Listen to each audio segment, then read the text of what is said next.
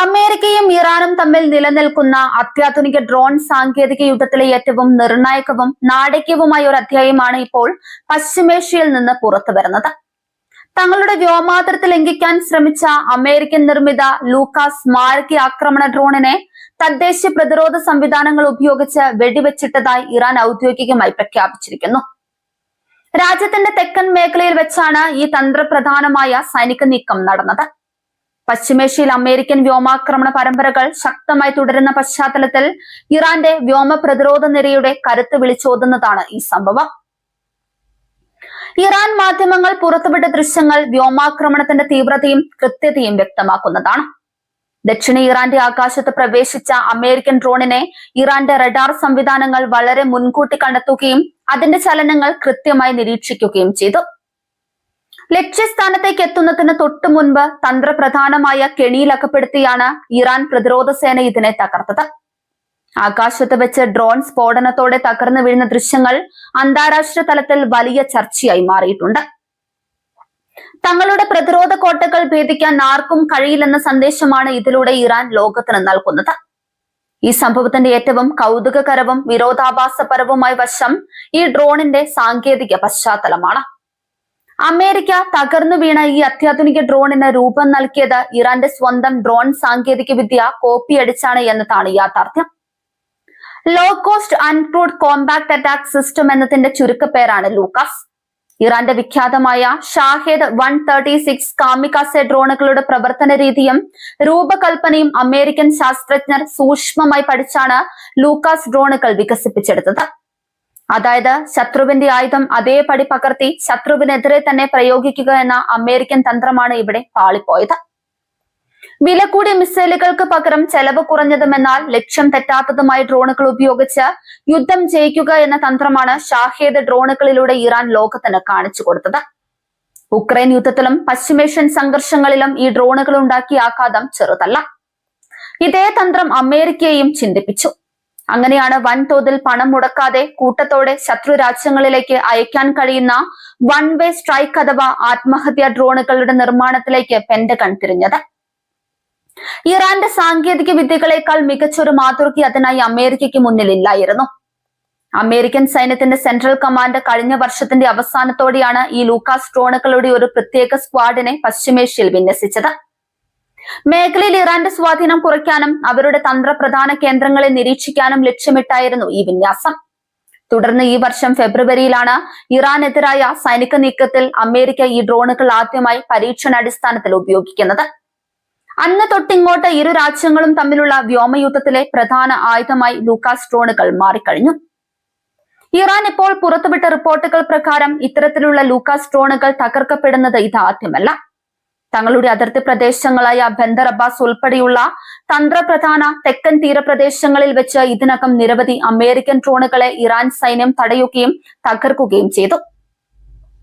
American വ്യോമസേന നടത്തുന്ന വ്യോമാക്രമണങ്ങളെ പ്രതിരോധിക്കാൻ ഇറാൻ സജ്ജമാണ് എന്നതിന്റെ തെളിവുകളാണ് ഈ തുടർച്ചയായ വിജയങ്ങൾ. ബന്ദർ അബ്ബാസ് പോലുള്ള തുറമുഖ നഗരങ്ങൾക്ക് മുകളിലൂടെയുള്ള ഡ്രോൺ നീക്കങ്ങൾ ഇറാന്റെ പരമാധികാരത്തിന് മേലുള്ള കടന്നുകയറ്റമായാണ് അവർ കാണുന്നത്. എങ്കിലും തങ്ങളുടെ ഏറ്റവും പുതിയ ഡ്രോൺ തകർന്നു വീണ വാർത്ത ഔദ്യോഗികമായി സ്ഥിരീകരിക്കാൻ വാഷിംഗ്ടൺ ഇതുവരെ തയ്യാറായിട്ടില്ല. വലിയ സാങ്കേതിക മേന്മ അവകാശപ്പെടുന്ന തങ്ങളുടെ ഒരു യുദ്ധോപകരണം ശത്രു രാജ്യത്തിന്റെ മണ്ണിൽ തകർന്നടിഞ്ഞു എന്ന് സമ്മതിക്കുന്നത് അമേരിക്കയ്ക്ക് വലിയൊരു തിരിച്ചടിയാണ്.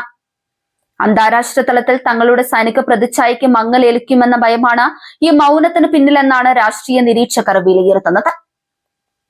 മുൻപും സമാനമായ നഷ്ടങ്ങൾ പരസ്യമായി സമ്മതിക്കാൻ പെന്റഗൺ വിമുഖത കാണിച്ചിട്ടുണ്ട്. ഈ യുദ്ധരംഗത്തെ ഏറ്റവും വലിയ വൈരുദ്ധ്യം എന്തെന്നാൽ ഇറാന്റെ പ്രതിരോധ കോട്ടകളിൽ വിള്ളലുണ്ടാക്കാൻ അമേരിക്കയെ ആശ്രയിച്ചത് ഇറാന്റെ തന്നെ യുദ്ധതന്ത്രത്തെയായിരുന്നുവെന്നതാണ്. തങ്ങളെ പ്രതിരോധിക്കാൻ അമേരിക്ക രൂപം നൽകിയ അതേ ആയുധത്തെ ഇറാന്റെ വ്യോമ പ്രതിരോധ സംവിധാനങ്ങൾ അനായാസം തിരിച്ചറിയുകയും തകർക്കുകയും ചെയ്തു. ഇത് അമേരിക്കൻ സാങ്കേതിക വിദ്യയുടെ പരിമിതികളെയും ഇറാന്റെ വ്യോമ സുരക്ഷാ സംവിധാനങ്ങളുടെ ഉയർന്ന കൃത്യതയുമാണ് വ്യക്തമാക്കുന്നത്. സ്വന്തം സാങ്കേതിക വിദ്യയുടെ തനിപ്പകർപ്പിനെ എങ്ങനെ നേരിടണമെന്ന് ഇറാന് നന്നായി അറിയാം. അമേരിക്കൻ ഡ്രോൺ തകർന്നതോടെ പശ്ചിമേഷ്യൻ മേഖലയിലെ സമാധാന അന്തരീക്ഷം കൂടുതൽ സങ്കീർണമായിരിക്കുകയാണ്. ഇരു രാജ്യങ്ങളും തമ്മിലുള്ള നിഴൽ യുദ്ധം ഇപ്പോൾ നേരിട്ടുള്ള സൈനിക ഏറ്റുമുട്ടലിലേക്ക് വഴിമാറിക്കൊണ്ടിരിക്കുകയാണ്. വരും ദിവസങ്ങളിൽ കൂടുതൽ ശക്തമായ പ്രത്യാക്രമണങ്ങൾ അമേരിക്കയുടെ ഭാഗത്തു നിന്നും ഉണ്ടാകാൻ സാധ്യതയുണ്ടെന്നാണ് പ്രതിരോധ വിദഗ്ധർ പ്രവചിക്കുന്നത്. ഇതിനെ ചെറുക്കാൻ ഇറാനും തങ്ങളുടെ സൈനിക സന്നാഹങ്ങൾ കൂടുതൽ ശക്തമാക്കിയിട്ടുണ്ട്. ഈ ഡ്രോൺ വേട്ടയോടെ അന്താരാഷ്ട്ര ആയുധ വിപണിയിലും വലിയ ചലനങ്ങൾ ഉണ്ടാകാൻ സാധ്യതയുണ്ട്. അമേരിക്കൻ സാങ്കേതിക വിദ്യയേക്കാൾ ഇറാന്റെ വ്യോമ പ്രതിരോധ സംവിധാനങ്ങൾക്ക് മേൽക്കൈ ലഭിച്ചു എന്ന രീതിയിലുള്ള ചർച്ചകൾ ആഗോളതലത്തിൽ സജീവമാകും. ഇത് മിഡിൽ ഈസ്റ്റിലെ ശക്തി സന്തുലിതാവസ്ഥയിൽ വലിയ മാറ്റങ്ങൾ വരുത്തിയേക്കാം. തങ്ങൾക്ക് കെൽപ്പുണ്ടെന്ന് ഇറാൻ ഒരിക്കൽ കൂടി അങ്ങനെ തെളിയിച്ചിരിക്കുകയാണ്. അമേരിക്കയുടെ ഈ പരാജയം അവരുടെ ഭാവി സൈനിക തന്ത്രങ്ങളെ പുനർവിചിന്തനം ചെയ്യാൻ പ്രേരിപ്പിക്കുമെന്നതിൽ തർക്കമില്ല. കോപ്പിയടി സാങ്കേതിക വിദ്യകൾ കൊണ്ട് മാത്രം ഇറാന്റെ മണ്ണിൽ വിജയം നേടാനാവില്ലെന്ന് അമേരിക്കൻ ഭരണകൂടത്തിന് മനസ്സിലായിട്ടുണ്ടാകും. കൂടുതൽ നൂതനമായ ആയുധങ്ങൾ വികസിപ്പിക്കാൻ പെന്റഗൺ നിർബന്ധിതരാകുന്ന സാഹചര്യമാണ് ഇതിലൂടെ സംജാതമായിട്ടുള്ളത്. ഇത് പശ്ചിമേഷ്യയിലെ ആയുധപ്പയറ്റ് കൂടുതൽ ദീർഘിപ്പിക്കാൻ മാത്രമേ ഉപകരിക്കൂ. ഈ വ്യോമാക്രമണത്തോടെ ദക്ഷിണ ഇറാനിലെ ജനങ്ങളും കനത്ത ജാഗ്രതയിലാണ്. അതിർത്തി കടന്നു വരുന്ന ഡ്രോണുകളും മിസൈലുകളും ഉണ്ടാക്കുന്ന ഭീതി ചെറുതല്ലെങ്കിലും തങ്ങളുടെ സൈന്യത്തിലുള്ള വിശ്വാസം ജനങ്ങളിൽ വർദ്ധിച്ചിട്ടുണ്ട്. തദ്ദേശീയമായി വികസിപ്പിച്ചെടുത്ത പ്രതിരോധ സംവിധാനങ്ങൾ രാജ്യത്തിന് പൂർണ്ണ സുരക്ഷ നൽകുന്നുണ്ടെന്ന ബോധ്യം ഇറാന് വലിയ രാഷ്ട്രീയ മൈലേജ് നൽകും. അമേരിക്കൻ നിർമ്മിത ലൂക്കാസ് ഡ്രോണിന്റെ തകർച്ച കേവലം ഒരു വിമാനം നഷ്ടപ്പെട്ട സംഭവം മാത്രമല്ല, മറിച്ച് വൻ ശക്തികളുടെ ഈഗോകൾ തമ്മിലുള്ള പോരാട്ടത്തിന്റെ പ്രതിഫലനം കൂടിയാണ്. ആകാശ പ്രതിരോധ രംഗത്ത് ഇറാൻ കൈവരിച്ച അസാധാരണമായ വളർച്ച അടിവരയിടുന്നതാണ് ഈ സംഭവം. ചതിയിലൂടെയും സാങ്കേതിക വിദ്യ കവർന്നു മാറ്റിയും ഒരു രാജ്യത്തെ കീഴടക്കാൻ ശ്രമിച്ചാൽ തിരിച്ചടി എത്രത്തോളം മാരകമായിരിക്കുമെന്ന് അമേരിക്കയെ ബോധ്യപ്പെടുത്താൻ ഇറാൻ ഇതിലൂടെ സാധിച്ചു. ഭാവിയിൽ ഈ രണ്ട് രാജ്യങ്ങളും തമ്മിലുള്ള നയതന്ത്ര ചർച്ചകൾക്ക് പോലും ഈ സംഭവം വലിയ തടസ്സമായി മാറിയേക്കാം. പരസ്പര വിശ്വാസമില്ലായ്മയും സൈനികമായ വാശിയും പശ്ചിമേഷ്യ വീണ്ടും ഒരു ലോക മഹായുദ്ധത്തിന്റെ അരികിലേക്ക് തള്ളിവിടുമോ എന്ന ആശങ്കയിലാണ് ലോകരാജ്യങ്ങൾ.